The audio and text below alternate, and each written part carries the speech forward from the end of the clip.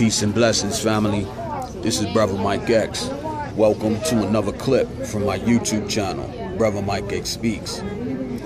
Tonight, I want to give my thoughts and reflections in relation to last week's 20th anniversary of the Million Man March, entitled Justice or Else. And there has been a lot of contention in the black community leading up to the march and also coming out of the march.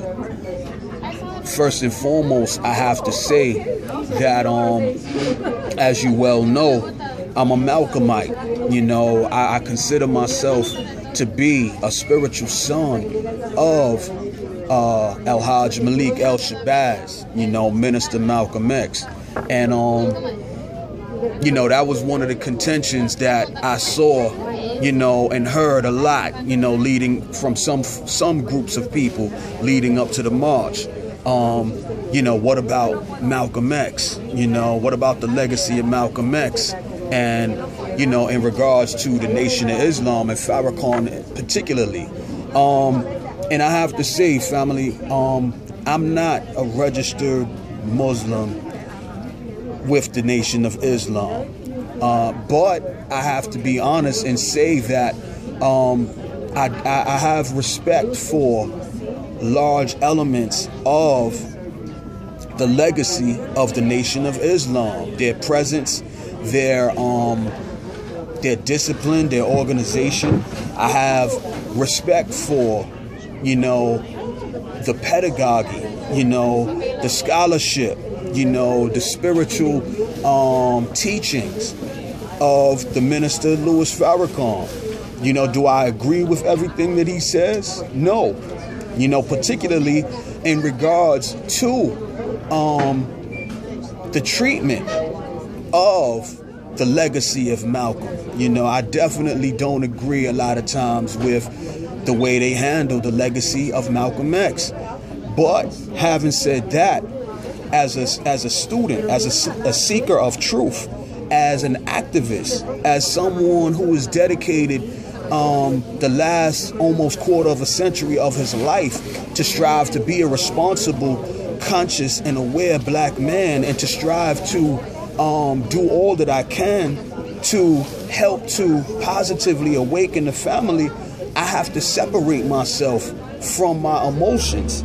And I have to, you know, always be of a mindset to strive to be practical, you know, and to look to build a unified stance amongst the family. You know, even if I disagree with your particular spiritual point of view, or cultural point of view, or political point of view, I have to seek to put all of that to the side to look for and strive to build a practical unity. You know, and this is one of the things that we haven't been able to do thus far. So I say all that to say that, you know, I can't afford to be caught up in my emotions in 2015, you know, with the conditions and situations that exist in the black community, you know, to be at the point that they are, you know, to see so many energies coming against our right to exist on this earth. I got to put the emotions to the side, and I have to seek to, you know, again, build a practical unity, you know. So a lot of people, you know, again, what about Malcolm? You know, as much as I love Malcolm, Malcolm has been gone for 50 years. As much as, you know, I appreciate Malcolm and what he did and his message, and as much as I've grown by studying Malcolm, Malcolm is not here physically to help us in this day and time. You know what I mean? And to be honest with you, you know, and I'm probably gonna get in trouble for saying this, but I you know, if Malcolm was here, Malcolm would probably be saying what I'm saying right now. You know, another, you know, what about Dr. Khalid? You know, one of the brothers was coming at me, and was putting me, you know, in a position to where it was almost like I had, like I was a registered, you know, Muslim, where I had to defend, you know, the march, you know, and the efforts to build, you know, the unity, you know, And he's like, yo, what about Dr. Khalid? And I'm like, yo, Dr. Khalid, has also been gone for 14 years. And he's not here right now, to help us to get our act together, and I don't say that, I hope that doesn't come off offensively, but I'm just saying. And so I'm asking this brother, I'm striving to redirect him back to the need for us to be more responsible as men, as women, in our own individual lives, so that we ourselves can contribute to the awakening, and the reunification, the healing, the resurrection that needs to take place in the black community. So I'm asking the brother, like, yo, was you a student or a follower of Dr. Khalid? No. So, brother, why you coming with this? What about Dr. Khalid energy? You know what I mean? It's one of the biggest things in the black community right now is, which I've seen amongst our people over the years, is we want to make it somebody else's responsibility to heal, to rise up and to heal and to take the weight, take the burden, of bringing change to the community, and so we look for excuses to remain stuck. For me, I mean, why would you want to,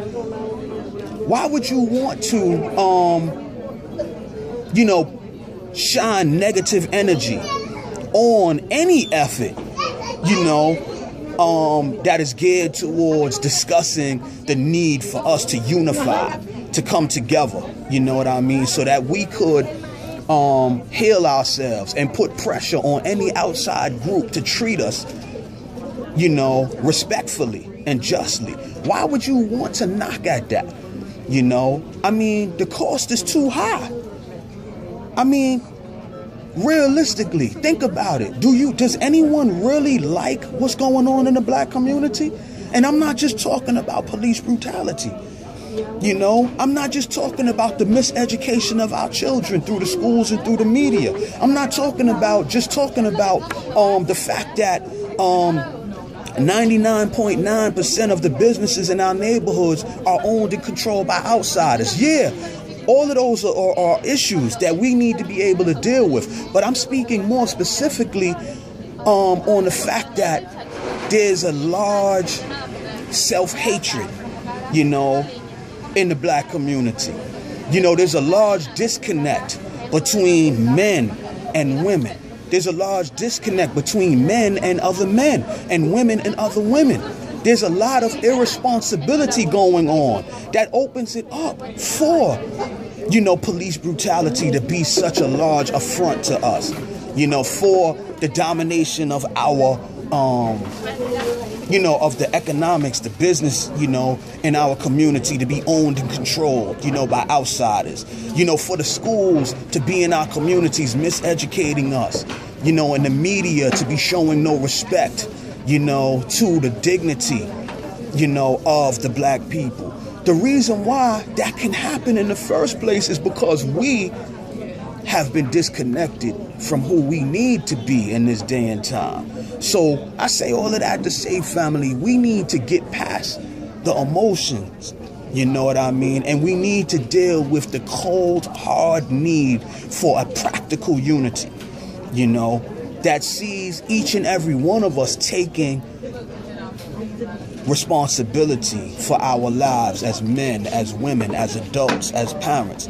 And so, I was at the march, and I got to admit, I got caught up in the or else, just like a lot of people, it was like it was built up so much, it was discussed, from the Republican right-wing conservative side was, giving their opinions or saying they stuff about what is this or else. And then you had other people amongst us, what is this or else? So, by the time we got to the march, I guess everybody, was waiting to hear, what Minister Farrakhan was going to say about this or else. And I got to admit, because I was waiting for the or else, I was listening to the speech that he was giving.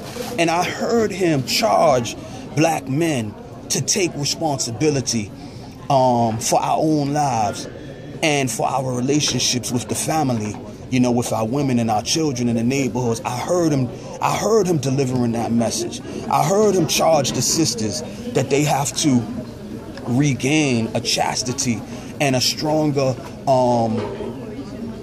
you know, dignity on how they're living, you know, amongst themselves and how they carry themselves. You know, I heard a lot of, and I was like, wow, I heard all of this before, you know, because I'm a student, you know, and I give props where props is due. Minister Farrakhan is one of our strongest teachers, you know, has been and still is, you know, one of our strongest teachers. And I learned a lot from Minister Farrakhan. You know, like a good sister of mine's out in Chicago always says, you know, I eat the meat and I spit out the bones. You know, I eat the meat and I spit out the bones. He has a lot of, you know, his teachings are very strong, particularly in regards to a spiritual need, you know, a spiritual connection between ourselves and the Creator, you know, and we need that in our movement. You know, and he's one of the best, if not the best, at this time in bringing that, you know. So I eat that, you know, and I spit out the bones. You know, when he, you know, goes in and you know, says things that I don't agree with, particularly in regards to Malcolm, I can't deal with that. I'm going to ignore that. But I'm not going to let the bones, stop me from eating the meat. You know what I mean? So anyway, the or else.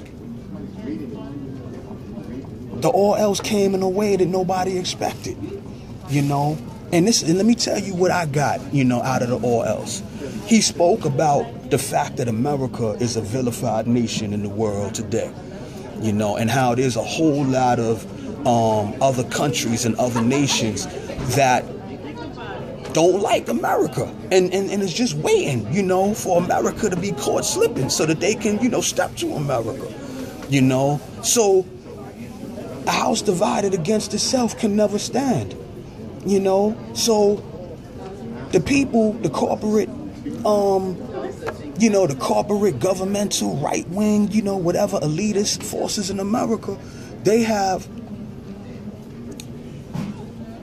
you know, they've bullied their way in the world, and they've also bullied their way domestically, particularly in regards to us as a people, to keep us down, you know. And you can't fight, you know, and what this has done is this has kept a key group in the society from being able to rise up and to manifest itself the way God intended, to bring forth its creativity, to bring forth its productivity. You know, you've knocked down a significant group of people and tried to hold them down, and you are suffering because of it. So he's like, you know, part of the or else is saying to the government, yo, you better let my people go and let them do what they need to do so that they can become strong. And by becoming strong, not only will it be good for them, but it'll be good for the country. You know, so that's kind of like, and that's just me, you know, I'm not saying that that's what he said, but that's what I got out of it. And then also another segment of or else is directed to us as a people, to black people. And like I said earlier, we cannot continue to be a house divided. You know, we cannot continue to kill, to hurt, to maim one another. You know, to be disrespecters of our women, to be disrespecters of our men. You know, to fail to be able to, you know, provide our young people with the rich dignity and culture and discipline, you know, and foundation that they need to be able to rise in this day and time, you know, and think that we're going to be able to stop anyone outside of us from taking advantage of us. First and foremost, we need to get our act together. We need to heal. We need to begin to liberate ourselves from this system. We need to liberate ourselves from being niggas and bitches and thugs and, you know, in these things, and become strong, conscious-minded, aware black men and black women who are taking responsibility for ourselves and our neighborhoods, you know. So I'm running out of time, family, and I'm going to have to continue this in a part 2. But, you know, stick with me, man. Just stick with me.